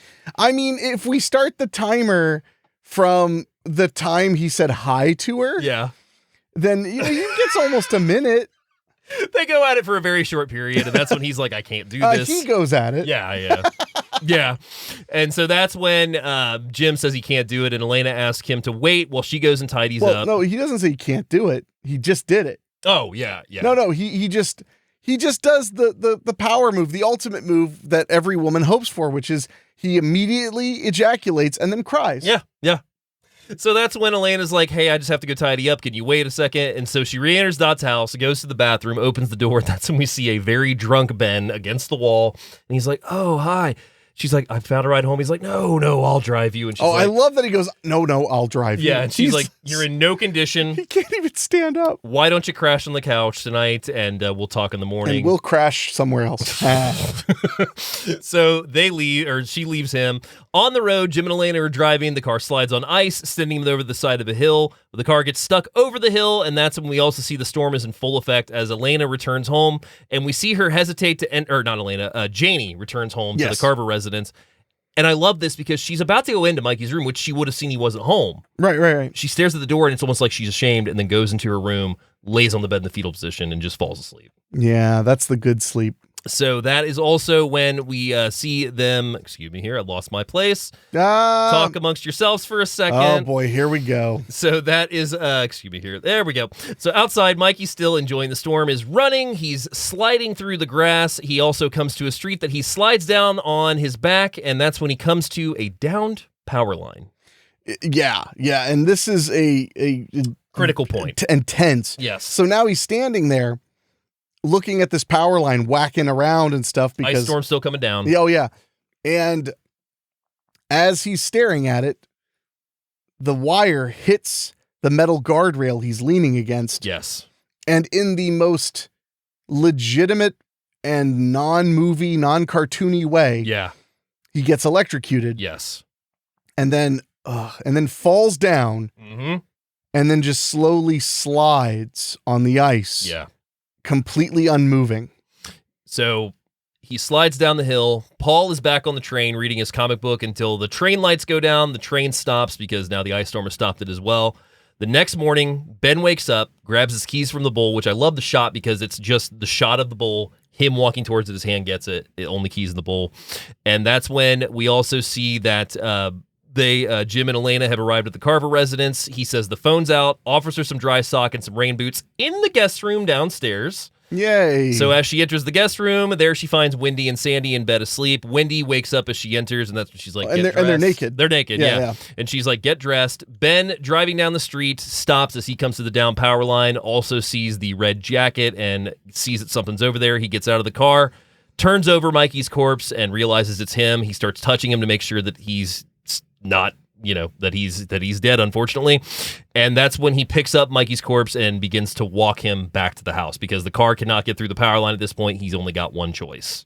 Yeah. Oof. So he gets Mikey's body, he realizes who it is, and back out on the train, Paul watches the train come back to life. It begins rolling down the track again as we see the scenes from the opening start up again. The guy comes in, he's like, next stop, New Canaan. And that's when we see Jim at home looking over Sandy. He's in the bed with him as Ben calls to the Carvers, arriving with Mikey's body right outside the house. Elena and Wendy are at the door, and they come to first. Jim follows right behind them. He immediately bends down, picks up Mikey's body, takes him into the house. He starts taking the wet clothes off of him, lays him on a mat inside, and that's when he starts to sob. And now he confirms that he's dead. Yeah. So Sandy comes out now. He also sees that his brother has passed. Wendy goes to leave, but goes back to the door and gives him a big hug. Jim sobbing awakens Janie from the bed, and we never see her actually get up. I never realized that. Yeah, we don't know what happens next for them. So outside, we also see Ben's car driving through the town now, which is covered in ice. Paul's train arrives at the station. He steps out to see Elena, Ben, and Wendy waiting for him. Paul smiles and steps off the platform. He joins them in the car. Ben goes to start the car, but he pauses to look back, and he looks back at Paul and Wendy, and he just turns back with tears in his eyes, puts his head on the wheel. Elena's like, Ben, and that's when Paul, looking forward, just kind of puts his head down, and that is 1997's The Ice Storm. Yeah, it pretty much ends with him just being glad his son is alive. Yeah, that is basically what happens. It puts all the perspective to it, where he's like, why was I pissed about this and that and this and that? Like, at least my son's alive. Yeah. Or you could, if you use a different tone of voice, it's pretty shitty. At least my son's alive. But anyway. Would you like to know some interesting facts about the film? Sure. Would you like to guess the budget of the film? My throat hurts. That's fair. That's my guess. Okay. $18 million is the budget. It comes out September 27th, 1997, to a whopping box office return opening weekend of $75,000. Well, it was released via Fox Searchlight, so it was probably not released. It was limited for sure. It ends up grossing $8 million, just over $8 million. That's, that's pretty rough. Yeah. Well, it also comes out the same year as Titanic. And Full Monty. Well, and Fox Searchlight was always generally their smaller movie releases. Yeah. Sigourney Weaver won a BAFTA award for Best Performance by Supporting Actress. Rick Moody, the author of the novel, was so pleased with the film, he sobbed through the end credits. Moody was originally asked if he wanted to adapt the novel to a screenplay himself, but turned it down as he did not want to risk someone else's name appearing on his work after the first draft. Wow. The real ice storm portrayed in the film happened in December 16th and 17th of 1973, and it was named Felix. In regards to some facts about that, this was Massachusetts was the hardest hit at this. The peak of the storm, 100,000 homes and businesses were without power, and 4,000 homes were without heat, sometime for as long as 24 hours. Emergency shelters opened in Foster, Rhode Island, and Sachuate, maybe? Yeah. There was some street and cellar flooding. Total damage in Rhode Island was estimated at more than $500,000 in 1973 dollars. Yeah, ugh. So it was based on a true storm that happened in 73. In regards to the Ice Storm by Rick Moody, it was published in 1994. James Seamus's wife, who knew Rick Moody from attending the MFA program with him at Columbia University, Seamus then brought the book to Ang Lee, who then wanted to make the film. Wow, okay, so that's how it happened. Yeah. To prepare for the film, Ang Lee let the cast members study stacks of magazine cutouts from the early 1970s. Binders were also handed to them, including advertisements, fashion articles, news clippings. Elijah Wood was also specifically given Dark Side of the Moon album and a Yes album. Each actor also had to write a bio for the character that they would bring into the film mentally. Yeah, that's a very common tactic to get into character. Kevin Kline was won over when his agent, who had finished reading the screenplay, told him he had just read the most bleak and depressing screenplay, which Kline requested immediately to read. Upon getting halfway through it, Kline was won over with the humor and vulnerability displayed by the characters, especially Ben, whom he went to play. Kline also went on to read the novel before production and found the challenge for an actor to play a character so weak, keeping in mind he knows something is wrong, but he doesn't know how to fix it. Yeah, that's him to a T, that character. Yeah. According to Ang Lee, Sigourney Weaver personally lobbied for the part of Janie after Kline showed her the script. Oh, nice. The first day of production, Ang Lee held an Eastern ceremony in the woods to bring good luck to the production. A gong bang signified the beginning of production. That's one way to do it, yeah. Ang Lee did not have a trailer nor dressing room on production. Kevin Kline notes that he always just saw Lee as being there or even on set when the actors were not working. I can't imagine directing a movie and being in a trailer. Yeah.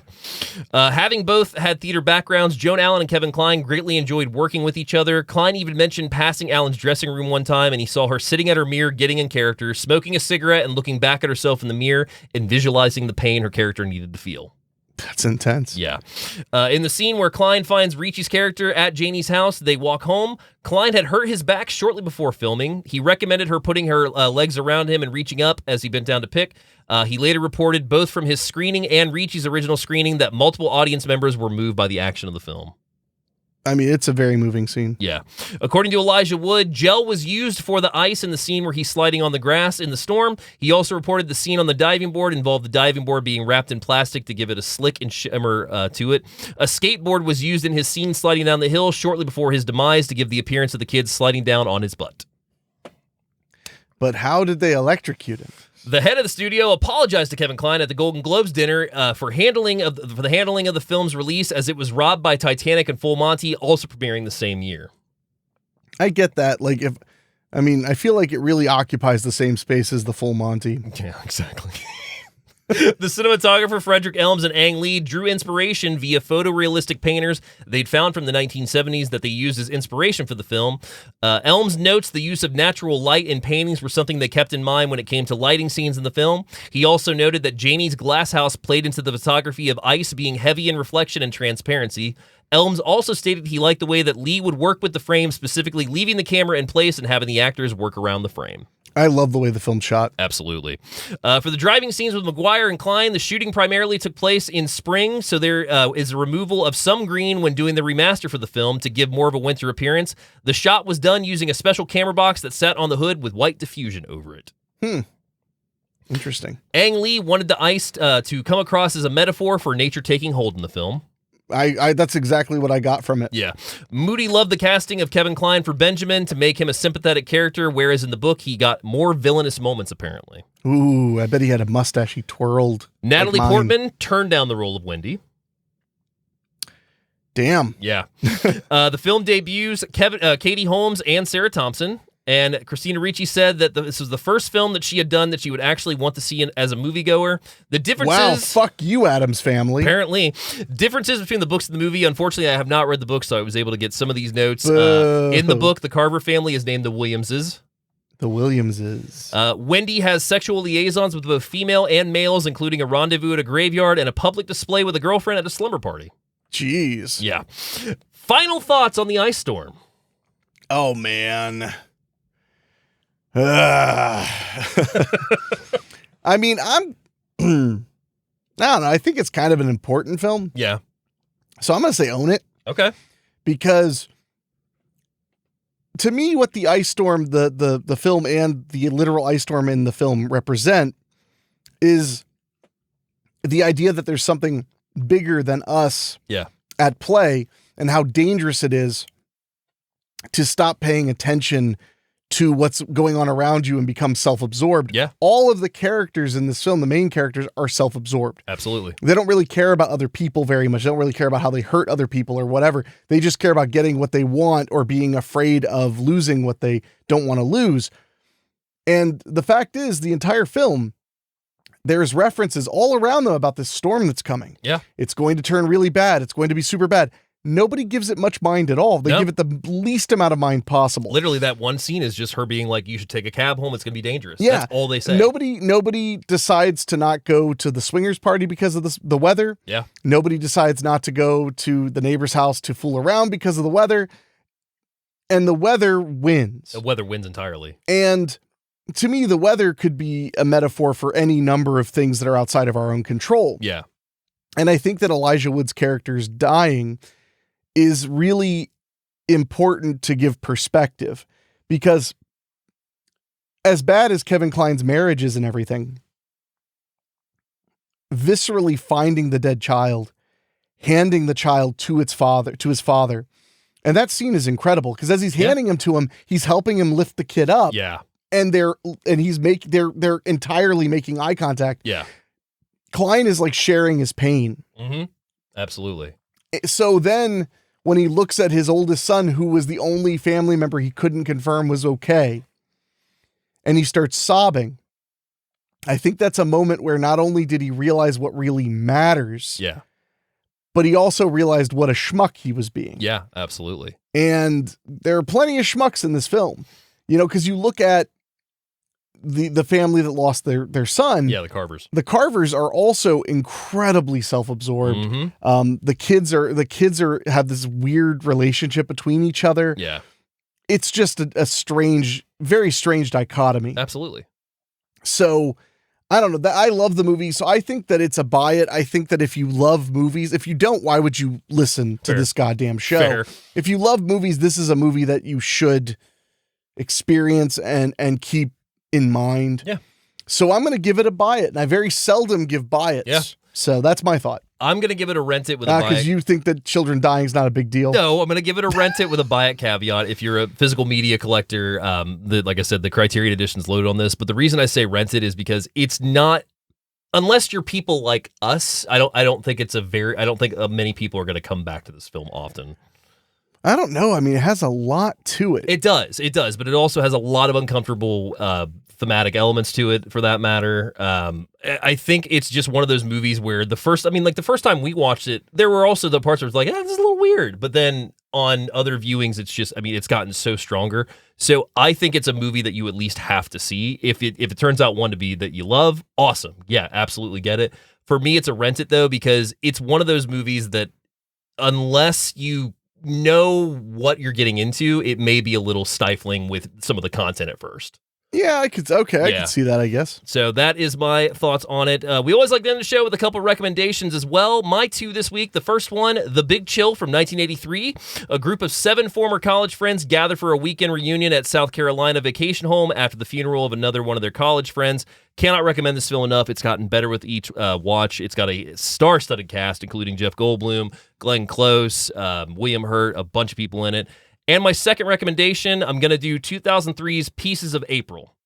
I love Pieces of April. That's a phenomenal film. Yeah, a wayward daughter invites her dying mother and the rest of her estranged family to her apartment for Thanksgiving dinner. If you want a film that's going to tug at the heartstrings, make you laugh, and honestly, pretty unpredictable as well. I would agree with that very, very much. Cannot recommend that movie enough, and again, Thanksgiving movie as well. So what is your recommendation? You know, I had a few thoughts. Yeah. But I think the most obvious one, to kind of stick with the theme of ice and weather and everything, Batman and Robin. No, my first thought was Welcome to the Dollhouse, which we had talked about a lot last week. It's a very uncomfortable story about getting older. Directed by Todd Solondz. The description they give on IMDb is: an awkward 7th grader struggles to cope with inattentive parents, snobbish classmates, a smart older brother, an attractive younger sister, and her own insecurities in suburban New Jersey. So it's got that element of coastalness. Yeah. It's got a lot of, it's all about the uncomfortableness of the age and everything and coming of age. So that's one that I really, really think kind of fits that mindset. Absolutely. But there's another film that stuck in my craw as a movie I wanted to recommend that I never get the chance to recommend. And it's 2013's Nebraska. Fair. Directed by Alexander Payne. And that's another film. It's about coming of age, but in a very different way. Yeah. It's about becoming middle-aged. It's about your parents becoming elderly. And I love that movie. It's fantastic. And I think that Nebraska would be an interesting double feature to really just destroy you and make you, want to be dead. That's a fair. So no, but I would say those are my suggestions. As far as Nebraska, the description is: an aging booze-addled father makes the trip from Montana to Nebraska with his estranged son in order to claim $1 million mega sweepstakes marketing prize. So good. It's way better than that description. Absolutely is. So would you like to know what we are talking about next week? Absolutely not. Well, too bad, because ladies and gentlemen, it is our 50th episode of Do You Even Movie. Wow. And it is nearly our year anniversary, so we are kind of going back to where it started with another Thanksgiving movie that we not found together, but we embraced as buds, and that is 1991's Dutch. Yeah, no, I love Dutch. Yeah, it's going to be a fun one. I am so glad I bought that Blu-ray when it was like $10. It's wicked out of print. Although now it's finally available for people to watch, at least somewhat. I don't know if it's still on Max like it was. Actually, I'm going to check. Actually, let me check too. I only want to put Dutch film. It's like Dutch Films. I think it was. At least I hope it was. Uh-oh. It looks like it might not be anywhere again. Oh, no. I'm checking. We're bad at this. No, we're not bad at this. It's nowhere again. Oh, son of a bitch. As far as I can tell. So let me check. Sorry, everybody else. Survey says. I just checked there. Did you check there? Okay. Mm-hmm. Damn it. Yeah, you're right. Well, Good if you old can get a Dave. copy of Dutch, oh, shut up. It's worth watching. It's a phenomenal film. So, and we'll give a full recap of it too. So yeah. Oh well, yeah, we will. So before we get out of here, Yes, and sir. I can rest my poor goddamn voice. Yes. We got an email from Tim Smith. Okay. And if you want to email us, you can email us at doyouevenmoviepod@gmail.com. His message says, I'd love to see you guys review the below movies. They all take me back to the 80s when I was 6 or under. All of these I watch on repeat. Okay. First up, Little Monsters with the Savage Brothers. I've got the Blu-ray. I need to revisit it. It's been a while. I was obsessed with Little Monsters when I was a kid. Funny fucking movie. Teen Wolf and Teen Wolf 2. Never seen them. You've never seen Teen Wolf? Mm-mm. Shit. I know. That is a blind spot for me. Wow. I know. Mac and Me. Oh my God. That's a hoot. Howard the Duck. Oh God. And Tough Turf. Tough Turf, fuck yeah. Has he recommended Tough Turf before? Because we had somebody has. Yeah, Tough Turf is definitely coming into the show because I got to show it to you. But I also just got the Blu-ray recently, and I love that movie. I also have the soundtrack on not only on cassette tape, but I also have the vinyl.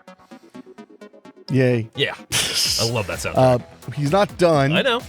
Love the podcast and watched many movies that I've either never got to or haven't heard of. Recent favorite was Cobweb. Oh, hell yeah. Keep up the awesome job and stay spooky, Tim. We absolutely will, Tim. And yeah, Tough Turf will be coming to the show. Little Monsters definitely a possibility. It's been a while since I've seen it, and I used to really love that movie. I adored it when I was a kid. I'd be down to revisit it. So. Yeah. But all of that will be after the holiday season. Yes, it will. And on that note, I feel nauseous. So Okay. we're going to get out of here. Thank you guys for hanging out with us on Do You Even Movie. Like we said, you can find more info about us at doyouevenmovie.com. Until next time, we will see you next Tuesday. Or next Ice Storm. Oh, God.